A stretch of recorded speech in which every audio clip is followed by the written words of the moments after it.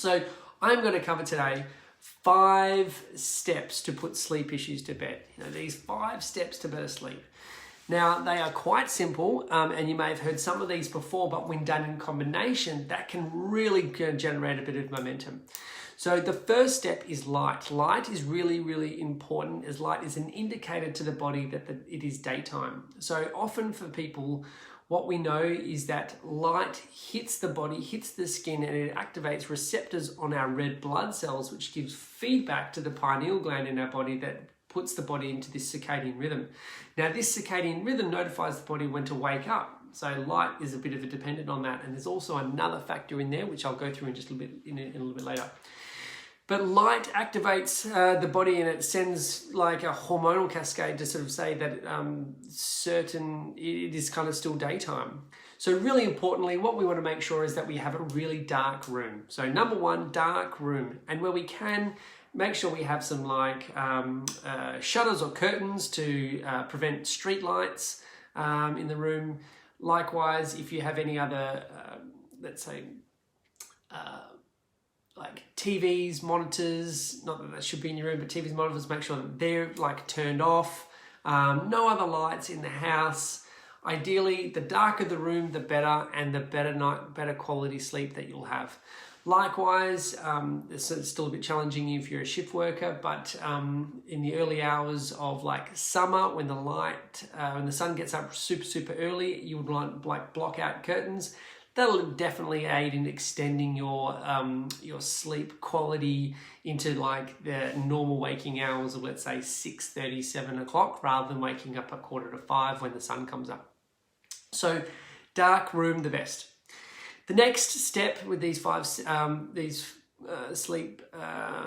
to sleep would be temperature. Now, what they found through research was that nomadic tribes, cultures that live without a clock, what was their indications of when was the right time to go to sleep and the right time to rise, and which led to the health of their community, was that it was not necessarily determined by light. It's not necessarily determined that when the sun goes down that we go to sleep. It is not necessarily determined when the sun rises that we wake up either. What was the big determinant was the change in ambient room temperature. So when there was a dip from when we're experiencing a certain amount of, let's say, a controlled temperature of what we have through now, and then there is a drop in temperature, that is when the body is preparing itself for better sleep. So because we live in a modern society where the rooms are so conditioned in a way, whether it be from air conditioning, whether it be from sort of heating elements or etc. that we're experiencing, is that we may not be, let's say, experiencing that ourselves. So what you can do is you can do a little body hack in order to drop your body temperature, and that gives the body the perception that there has been a drop in room temperature, and it can prepare the body for the sleep. So my suggestion is that you have a shower, a cooler shower, right, that just close to before you go to bed, and that'll tell the body to kind of stay rugged up under the covers. You'll feel more comfortable and you'll prepare yourself for sleep. The next great step is step number 3, which is mealtime. I think a lot of us struggle when we find, and you might have felt this too, is that when your mealtime is too close to your bedtime, it is difficult for you to wind down and prepare and rest. I know the circumstances when you eat too much, you put yourself in a food coma and you're laid out on the couch. This is a little bit different, but for a more sustainable habit. But what you would like to do is probably shift your meal time somewhere between 1.5 to at least 2 hours before your sleep time. So give yourself a little bit of a window to make sure that you're eating at a reasonable hour and giving yourself enough digestive time so that your body can move into the processes required in order for sleep. Step number 4 is stimulants. Understanding that what we consume throughout the day may be contributing to a hormonal cascade which might be challenging us to actually wind down through the sleep process. Now, these stimulants might come out as your coffee or your energy drinks, but also sugary drinks, or let's say really sweet meals and sugars that we would have, let's say, for a dessert. That can be challenging for sleep. but also your caffeine and the coffee that we have. So I'll put that into perspective, is that the alcohol, that is important. It is a depressant. It can wind you down and kind of put you to sleep, but know that it'll affect sleep quality as alcohol suppresses growth hormones. So growth hormone is a really important part of the healing process. So if we're drinking alcohol, that could be suppressing healing processes that take place, and it will just slow the body down from catching up if it needs to. The next is sugar. Sugar is like when we have high blood sugar levels, that alerts the body and gives it that buzz. We've all seen our 3, 4, 5-year-olds rock a bit of a manic craze when we give them a high sugar dose, and they get wide and fine when their blood sugar just peaks out. And that is because it wakes the body up, it charges it up with lots of free energy circulating throughout the body.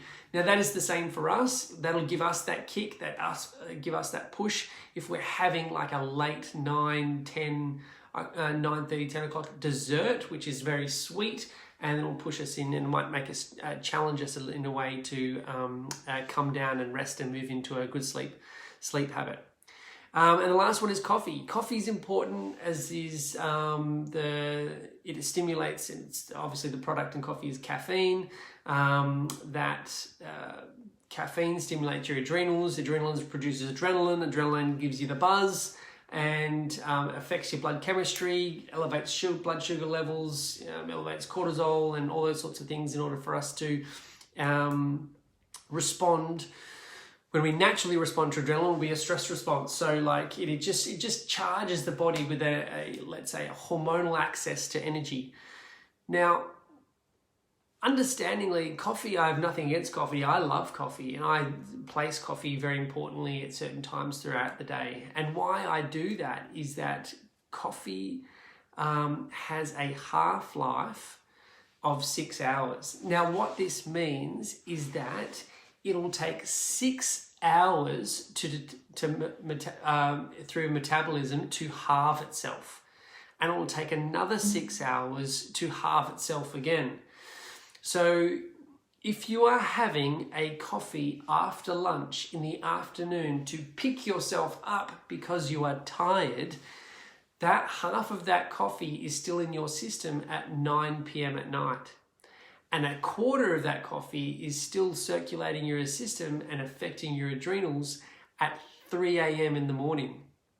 So understand the compounding effects of the adrenal load of the hormonal system. Is that I bring these questions forward for you, and these may be habits that you might need to be aware of if you are having challenges or problems with sleep.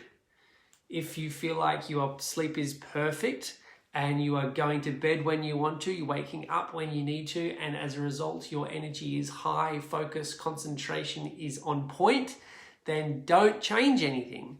We're talking about small changes that can be made as a result to allow yourself to perform better and maybe shift. So that's where alcohol, coffee and sugar can come into the mix as step number 4. The last step I find is really important is time.